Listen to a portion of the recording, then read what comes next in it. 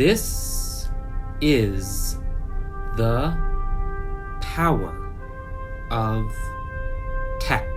Christopher Nolan's Oppenheimer depicts deeply divergent philosophies on nuclear weapons.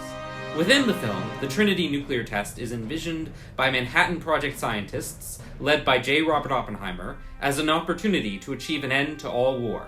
But bureaucrats and politicians within the US government, led by businessman Louis Strauss, ultimately prioritize building more bombs to compete against the Russians.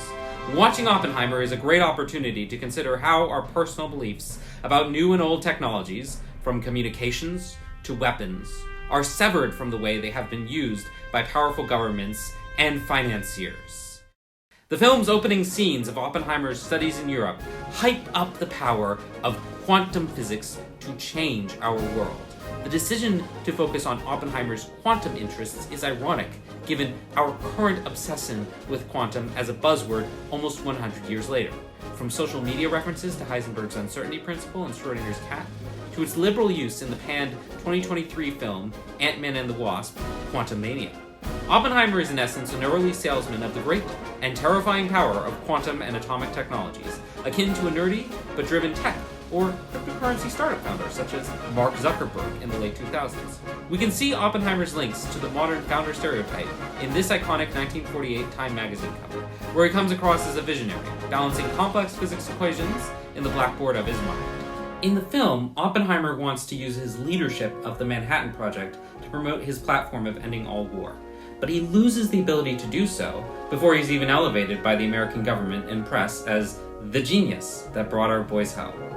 Oppenheimer's lack of control over his own project, despite the accolades he receives after it is completed, is shown by Nolan in a scene on the night of the Trinity test, when the Manhattan Project scientists take bets on the minuscule possibility that the atomic bomb's detonation will cause a chain reaction destroying the Earth's entire atmosphere.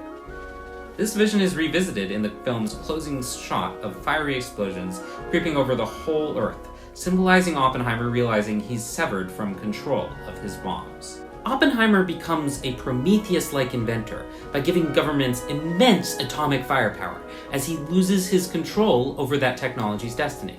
Similar to other tech icons no longer in the public eye, such as Bitcoin inventor Satoshi Nakamoto, Nolan further emphasizes Oppenheimer's powerlessness in the machinations of atomic technology by opening the film with a caption referencing the Greek myth of Prometheus. Quote, "Prometheus stole fire from the gods and gave it to man. For this, he was chained to a rock and tortured for eternity."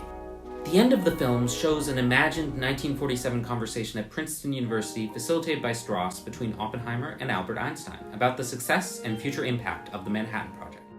Einstein tells Oppenheimer that now it's time to deal with the consequences of your achievement. He says that people like Strauss will always associate themselves with innovative scientists as a means of celebrating their own power. For Nolan, it's only the founders and scientists who bend the knee to the rich and powerful that avoid the fate of Prometheus. Einstein's regret and Oppenheimer's struggle speak to how only through passing through the gauntlet of hype and propaganda about new and not so new technology can we do the hard work of using the tools we have gained to achieve greater good for all society.